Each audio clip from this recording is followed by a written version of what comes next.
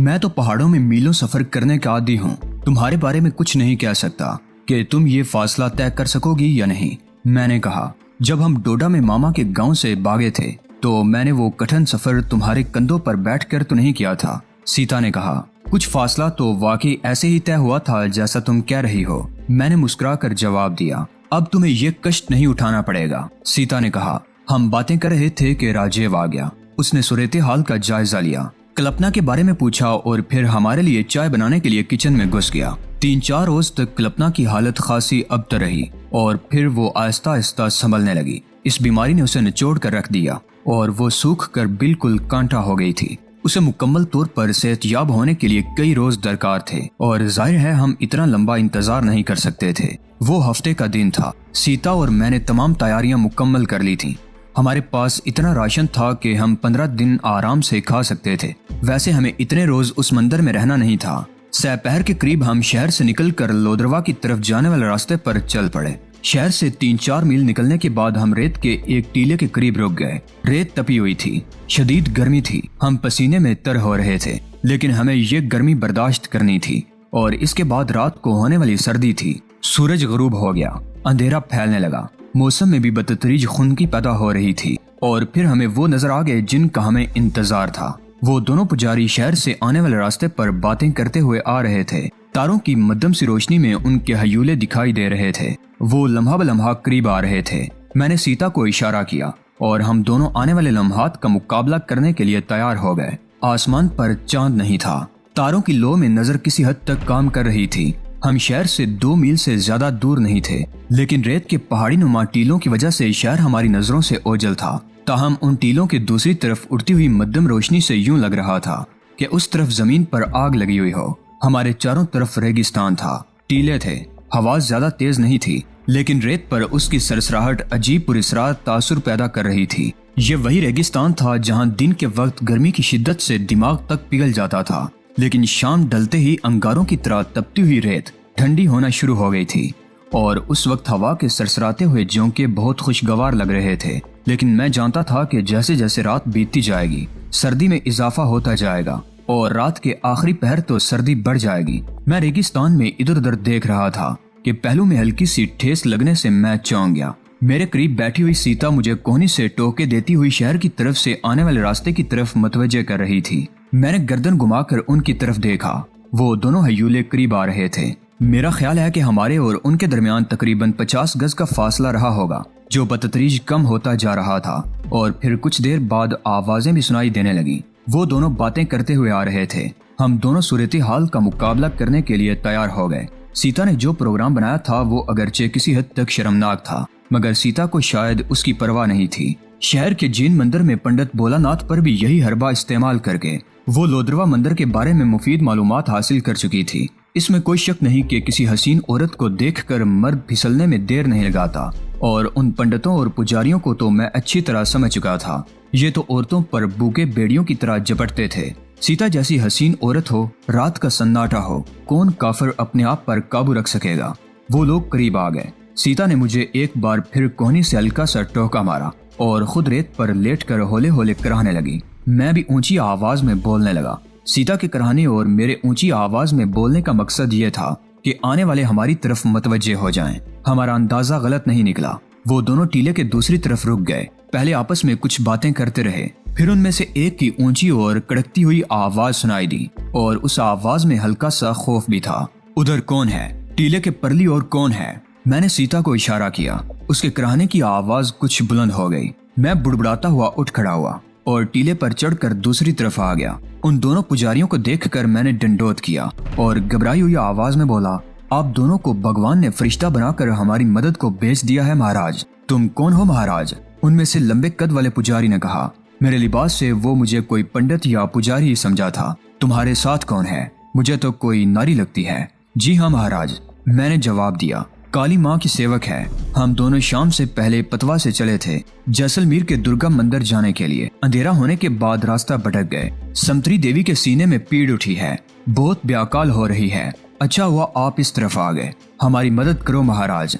ओ, कहाँ है वो? उस पुजारी ने पूछा। उधर टीले के परली ओर पड़ी है। मैंने इशारा किया। चलो देखते हैं। वो दोनों मेरे साथ टीले के दूसरी तरफ आ गए जहाँ सीता रेत पर पड़ी एड़ियां रगड़ रही थी। वो दोनों पुजारी उसके पास बैठ गए। क्या हुआ गोपी, कहाँ तकलीफ है? लंबे कद वाले पुजारी ने उससे पूछा। यहाँ, इस जगह।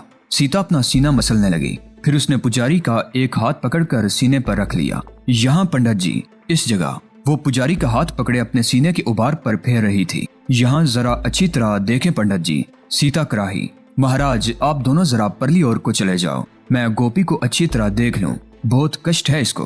पुजारी ने कहा। गई भैंस पानी में। मैं बुड़बड़ाया और दूसरे पंडित का हाथ पकड़कर टीले के दूसरी तरफ आ गया और उसे साथ लेकर रेत पर बैठ गया। कुछ देर तक टीले की ओर से सीता के कराहने की आवाजें सुनाई देती रहीं। फिर ऐसा लगा जैसे उन दोनों में उठा पटक हो रही हो। दोनों के गुराने की आवाजें भी सुनाई दे रही थी। शायद नारी को कष्ट ज्यादा है। मेरा मित्र कोई मंत्र कर रहा है। मेरे सामने बैठे हुए पुजारी ने कहा। सुना है कभी कभी मंत्र उल्टे भी हो जाते हैं, मैंने कहा। और उसी वक्त टीले की ओर से दूसरे पुजारी की चीख सुनाई दी। ये क्या हुआ? मेरे पास बैठा हुआ पुजारी उछल पड़ा। मंत्र उल्टा हो गया महाराज, मैंने कहा। अब तुम्हारा मित्र मेरी मित्री के काबू में आ गया है। वो उसकी गर्दन तोड़ देगी और मैं तुम्हारी गर्दन मरोड़ दूंगा। क्या मतलब? क्या कह रहे हो मूर्ख? वो उछल पड़ा। उसके लहजे में हल्का सा खौफ था। उसने अपनी जगह से हटना चाहा तो मैंने उसका हाथ पकड़ लिया। वो हाथ छुड़ाने के लिए जोर आजमाई करने लगा और दूसरे हाथ से उसने मेरे सीने पर जोरदार घूंसा मार दिया। साथ ही वो ऊंची आवाज में चीख भी रहा था। अगर वो लाउड स्पीकर पर भी चीखता तो मुझे परवाह न होती। यहाँ मीलों दूर तक कोई उसकी आवाज सुनने वाला नहीं था। मैंने उसके दोनों हाथ पकड़ लिए और हम में जोर आजमाई होने लगी। वो उठकर खड़ा हो गया और मैं भी उसके साथ उठता चला गया। टीले के दूसरी तरफ से भी उठा पटक और गुराने की आवाजें सुनाई दे रही थी। मुझे शुबा था कि कहीं सीता उसके काबू में न आ जाए। मेरा हरीफ दरमियाने कद और छरीरे बदन का मालिक था, लेकिन मुझसे ज्यादा ताकतवर नहीं था। वो अपने आप को छुड़ाने के लिए पूरी कुव्वत इस्तेमाल कर रहा था और मेरे ख्याल में वो खौफजदा हो गया था और मुकाबला करने की बजाय अपने आप को छुड़ाकर भागने के चक्कर में था। मैं जानता था कि जब किसी बड़े से बड़े सूरमा पर भी किसी किस्म का खौफ तारी हो जाए तो उसे दुनिया की कोई ताकत नहीं बचा सकती थी। उसने मुझे टांग से अड़ंगा देकर गिराने की कोशिश की, मगर उसका अपना ही पैर रेत में धंस गया, जिसे वो अपना तवाजुन बरकरार न रख सका और लड़खड़ा कर गिर गया। मैं भी उसके साथ ही गिरा था, लेकिन संभल कर फौरन ही उसकी गर्दन गिरफ्त में ले ली। वो अपनी गर्दन छुड़ाने की कोशिश करने लगा, लेकिन मेरे बाजू की लपेट बड़ी सख्त थी। उसके मुंह से खुरखराहट की आवाजें निकल रही थी। मैंने दोनों पैर रेत पर जमाने की कोशिश की, लेकिन पैर रेत में धंस रहे थे। इस तरह पूरी ताकत इस्तेमाल नहीं हो पा रही थी। वो भी अपने आप को छुड़ाने के लिए पूरी ताकत इस्तेमाल कर रहा था। उसके दोनों हाथ मेरी कलाई पर थे और टांगे बुरी तरह पटक रहा था। मैंने बाजू को जोरदार झटका दिया। उसके हलक से फंसी फंसी सी चीख निकली। वो बुरी तरह मचला। मैंने एक और झटका दिया। इस मर्तबा कड़क की आवाज सुनाई दी। वो इस तरह तड़पने लगा जैसे बैल को गिरफ्त में लेकर उसके गले पर छुरी फेर दी गई हो। मैं उसकी गर्दन को मुसलसल झटके दे रहा था। अगरचे गर्दन की हड्डी पहले ही झटके में टूट चुकी थी, लेकिन मैंने अपनी कार्रवाई जारी रखी और फिर सीता की चीख सुनकर चौंक गया। पकड़ो इसे, वो भाग रहा है। मैंने गर्दन घुमा कर देखा। सीता का हरीफ पुजारी अपने आप को सीता से छुड़ाकर एक तरफ भाग रहा था। उसूली तौर पर उसे उस तरफ भागना चाहिए था जिस तरफ से वो आए थे, लेकिन बदहवासी में उसे समत का ख्याल नहीं रहा था और वो सहरा के अंदर भाग रहा था। मैंने अपने हरीफ को छोड़ दिया। वो रेत पर पानी से निकाली हुई मछली की तरह तड़पने लगा। मैंने दूसरे पुजारी की तरफ दौड़ लगा दी, जो तकरीबन 50 गज दूर जा चुका था। रेत में पैर धंस रहे थे और दौड़ने में खासी दुश्वारी पेश आ रही थी। वो पुजारी भी ऐसी ही मुश्किल से दो चार था और बार बार गिर रहा था। मैं फासला कम करने की कोशिश करता रहा और बिल आखिर उसके करीब पहुंच गया। वो पुजारी दौड़ते हुए मदद के लिए चीख रहा था, लेकिन जाहिर है शहर से 2 मील दूर इस लकोदक सहरा में उसकी मदद के लिए कौन आता। वो एक बार फिर लड़खड़ा कर गिरा और उठने की कोशिश कर रहा था कि मैंने दूर ही से छलांग लगा दी। उसका एक पैर मेरी गिरफ्त में आ गया। वो फिर मुंह के बल गिरा। इस मर्तबा मैंने उसे उठने का मौका नहीं दिया और उसके ऊपर सवार होकर उसकी गर्दन गिरफ्त में ले ली। उस पुजारी की गर्दन मरोड़ने में मैंने ज्यादा देर नहीं लगाई। मैं कुछ देर तक खड़ा हाँफता रहा और फिर बड़ी मुश्किल से उसकी लाश को रेत पर घसीटता हुआ उस तरफ ले आया। सीता भी तकरीबन 20 गज मेरी तरफ आ चुकी थी। वो भी लाश घसीटने में मेरी मदद करने लगी। दूसरा पुजारी भी खत्म हो चुका था। दोनों की लाशें करीब करीब डाल दी गईं। हम कुछ देर रेत पर बैठे अपनी कैफियत पर काबू पाने की कोशिश करते रहे। फिर उन दोनों लाशों को ठिकाने लगाने की सोचने लगे। हमारे पास कोई ऐसी चीज तो थी नहीं जिससे गड्ढा खोदा जाता। रेत नरम थी। हम दोनों आराम से रेत को हटाते रहे आधे घंटे में इतना गड्ढा बन गया कि उन दोनों लाशों को अंदर डालकर ऊपर रेत डाल दी गई। गड्ढा हमने टीले के दूसरी तरफ हवा के रुख पर खोदा था ताकि हवा से टीले की रेत उड़कर इस पर पड़ती रहे। मैंने फारिग होकर सीता की तरफ देखा। उसके जिस्म पर बहुत मुख्तसर लिबास था। सिंदूरी रंग का चोगा फटकर उसके जिस्म से अलग हो गया था, या फिर उस कमबख्त पुजारी ने ही उसे बेलिबास करने की कोशिश की थी। मैंने अपना चोगा सीता को दे दिया और सीता वाला चोगा चादर की तरह अपने ऊपर डाल दिया। मैंने एक तरफ पड़ी हुई पोटलियां उठाई और लोदरवा की तरफ जाने वाले रास्ते पर तेज तेज चलने लगे। हम 1 घंटा लेट हो चुके थे। मुझे अंदेशा था कि मंदिर में मौजूद पुजारी हम पर शुबा न करें। चांद निकल आया था। मध्यम सी चांदनी में दूर तक फैला हुआ रेगजार बड़ा पुरस्कार मंजर पेश कर रहा था। चांदनी में मंदिर का हयूला दूर से दिखाई देने लगा। चांदनी रात दूर दूर तक फैली हुई वीरानी, और उस वीराने में मंदिर का हयूला बड़ा पुरस्कार लग रहा था। हम मंदिर से तकरीबन 200 गज दूर थे कि 2 हयूले अपनी तरफ आते हुए दिखाई दिए। वो हमारे इंतजार में थे और मेरा ख्याल है वो हमें देखते ही चल पड़े थे। मैंने सीता की तरफ देखते हुए कहा, वो करीब पहुंचे तो तुम जरा अलग हट कर बैठ जाना। उन्हें शुबा नहीं होना चाहिए कि तुम औरत हो। तुम फिक्र मत करो, करीब आने दो उन्हें। सीता ने जवाब दिया। हमारे दरमियान तकरीबन 50 गज का फासला रह गया था। सीता रास्ते से तकरीबन 10 गज दूर हटकर इस तरह बैठ गई जैसे फितरी जरूरत ने उसे मजबूर कर दिया हो। मैं भी रुक गया। वो दोनों पुजारी करीब पहुंच गए। वो दोनों हट्टे कट्टे और लंबे तिरंगे थे। वो मेरे सामने आकर रुक गए। मैंने हाथ जोड़कर उन्हें प्रणाम किया। उन दोनों ने भी हाथ जोड़ दिए। देर हो गई महाराज, मैंने बारी बारी दोनों की तरफ देखते हुए कहा। रास्ते में मित्र की तबीयत खराब हो गई थी, इसलिए आहिस्ता आहिस्ता चल कर आ रहे हैं। कोई बात नहीं महाराज, उनमें से एक ने कहते हुए गर्दन घुमाकर सीता की तरफ देखा। हमारे लायक कोई सेवा हो तो? नहीं महाराज, अब वो ठीक हो गई। मेरा मतलब है उसकी तबीयत ठीक हो गई है। आप अपनी मंजिल खोटी ना करें, आप सुधारिए। उन दोनों को हो गई कि लफ्ज पर शुबा नहीं हुआ था और ये लफ्ज मेरे मुंह से बेख्तियार निकल गया था, लेकिन मैंने बर वक्त अपनी जुबान पर काबू पा लिया था। अच्छा, हम चलते हैं। जय राम जी की, जय राम जी की। मैंने भी दोनों हाथ जोड़ दिए। वो तकरीबन 20 गज आगे निकल गए तो सीता उठकर मेरे करीब आ गई। ये क्या हमाकत थी, उसने मुझे घूरा।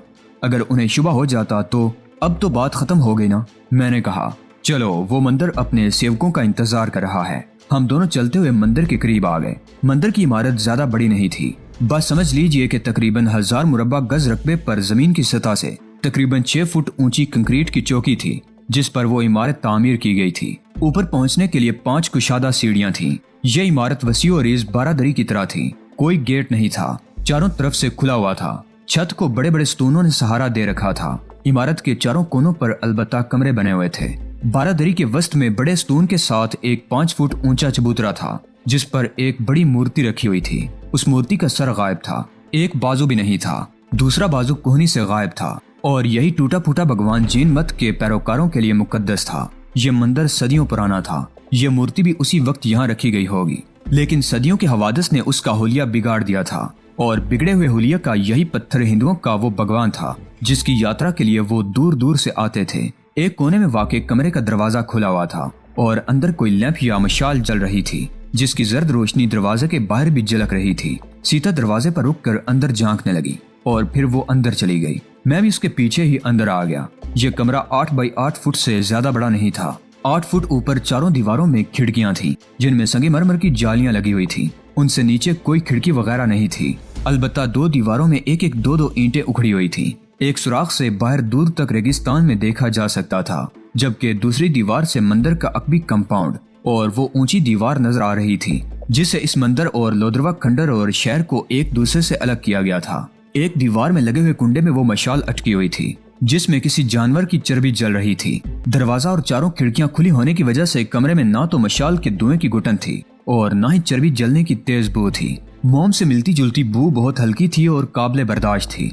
फर्श पर एक हिस्से में चटाई बिछी हुई थी जिस पर 2 आदमी आसानी से सो सकते थे। किसी दीवार में कोई अलमारी वगैरह नहीं थी। ऐसी इमारतों में आमतौर पर दीवारों ही में जगह बनाकर स्लीब वगैरह लगा दिए जाते हैं, लेकिन यहाँ कुछ नहीं था। अलबत्ता चारों दीवारों में तकरीबन 4 फुट की बुलंदी पर 8 इंच ऊंचे और 6 इंच चौड़े ताकचे बने हुए थे जिनमें या तो मूर्तियां रखी जाती होंगी या चिराग जलाए जाते होंगे, लेकिन अब कुछ नहीं था। मैंने हाथ में पकड़ी हुई गठरी एक दीवार के करीब रख दी। उस गठरी में हमारे कपड़े और खाने पीने की चीजें थीं। सीता ने शहर वाले जीन मंदिर के पंडित भोलानाथ से ये मालूम कर लिया था कि इस मंदिर में एक बावर्ची खाना भी है जहाँ जरूरी बर्तन मौजूद हैं। वहाँ रहने वाले पुजारी अपना खाना खुद तैयार करते हैं। सीता अपने साथ खासी मिकदार में चावल, मसाले और जरूरत की दूसरी चीजें भी ले आई थी। खुराक के मोहरबंद डब्बे इन चीजों के अलावा थे। सीता थक गई थी। वो फर्श पर बिछी हुई प्याल पर दीवार से टेक लगाकर बैठ गई और टांगे आगे को फैला ली। मैं भी थक गया था।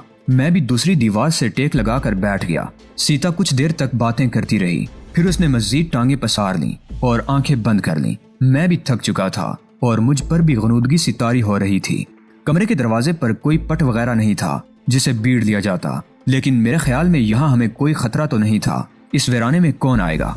थोड़ी देर बाद मैंने भी आंखें बंद कर ली। मैं पता नहीं कितनी देर सोया होऊंगा कि सीता ने मुझे झंझोड़ कर जगा दिया। क्या बात है? मैंने ख्वाबीदा से लहजे में पूछा। बाहर कोई है? सीता ने सरगोशी की। आवाज आ रही है जैसे कोई पैर घसीट कर चल रहा हो। उसके लहजे में हल्का सा खौफ था। मैं उठकर बैठ गया। सीता मेरे ऊपर लदी हुई थी। मैंने उसे एक तरफ हटाया और आवाज सुनने की कोशिश करने लगा, लेकिन सन्नाटे में कोई आवाज सुनाई नहीं दी। यहाँ कौन आएगा इस वीराने में? मैंने कहा। तुम्हारा वहम होगा, आराम से सो जाओ। और ठीक उसी लम्हा वो आवाज सुनाई दी। साफ महसूस हुआ था जैसे कोई पैर घसीट कर चल रहा हो। सरसराहट की आवाज मेरे आसाब पर तारी होने लगी। कदीम इमारतों में भूतों और बदरूहों की बहुत सी बातें सुन रखी थी, और ये तो मंदिर था। यहाँ न जाने क्या क्या गुल खिलते रहे होंगे। कितनी मासूम औरतों की असमतें लुटी होंगी यहाँ। उनकी रूहें अब भी कहीं भटक रही होंगी। ये ख्याल आते ही मेरे रोंगटे खड़े हो गए। अगर वाकई यहाँ भूतों या बदरूहों का डेरा है तो हम यकीनन फंस गए थे।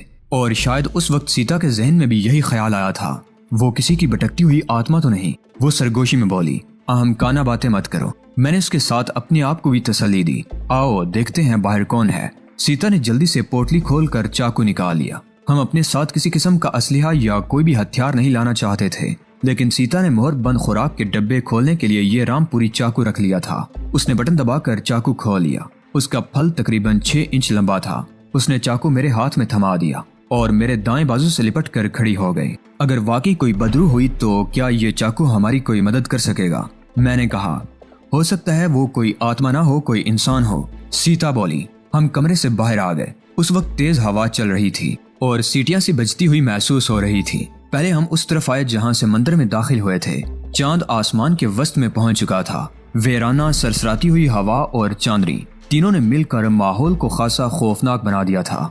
उस तरफ दूर दूर तक किसी की मौजूदगी के आसार दिखाई नहीं दे रहे थे। हम दूसरी तरफ आ गए। सीता ने दोनों हाथों से मेरा बायां बाजू पकड़ रखा था और मेरे साथ चिपकी हुई चल रही थी। दूसरी तरफ कंपाउंड खासा वसी और अरीज था। वो दीवार मंदिर के चबूतरे से तकरीबन 20 गज के फासले पर थी और उसके साथ एक छोटा सा कमरा भी बना हुआ था, जिसके करीब ही लकड़ियों और खुश्क झाड़ियों का ढेर लगा हुआ था। हम दोनों कंपाउंड में इधर उधर देख रहे थे कि बाईं तरफ से वो आवाज सुनाई दी। सीता चीखती हुई मेरे साथ लिपट गई। मुझे भी सीने में सांस रुकता हुआ महसूस होने लगा, लेकिन दूसरे लम्हे मेरे मुंह से गहरा सांस निकल गया। वो एक बड़ी सी खुश्क झाड़ी थी जो हवा के जोर से एक तरफ सिरक रही थी और उसके सिरकने से सरसराहट की आवाज पैदा हो रही थी, जैसे कोई पैर घिसट कर चल रहा हो। वो रही बदरू।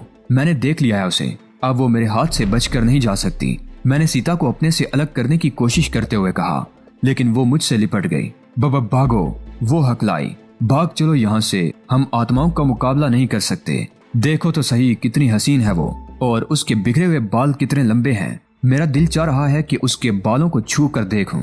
नहीं नहीं, वो चीखी, करीब मत जाना, वो तुम्हें मार डालेगी। सीता बहादुर लड़की थी, इसमें कोई शुबा नहीं था, लेकिन उस वक्त वो जिस तरह डर रही थी, मुझे उस पर भी ज्यादा हैरत नहीं हो रही थी। रूहों पर उनका अकीदा बहुत पुख्ता था। वो तलवार से नहीं डरते थे, लेकिन आत्माओं के नाम से उनकी जान निकलती थी। मैंने जबरदस्ती सीता को अपने से अलग किया और झाड़ी की तरफ इशारा करते हुए बोला, वो देखो, वो है बदरू जिससे तुम डर रही हो। ठीक उसी वक्त झाड़ी ने अपनी जगह से फिर हरकत की। उसके साथ ही सरसराहट की आवाज पैदा हुई। सीता के मुंह से गहरा सांस निकल गया। उसने अपना सर मेरे सीने से टिका दिया। मैंने उसे अपने सीने से अलग किया और चबूतरे से उतरकर नीचे आ गया और वो झाड़ी उठाकर उस कमरे के करीब पहुंच गया जहां लकड़ियों और सूखी हुई झाड़ियों का ढेर लगा हुआ था। ये कोई बाकायदा कमरा नहीं था।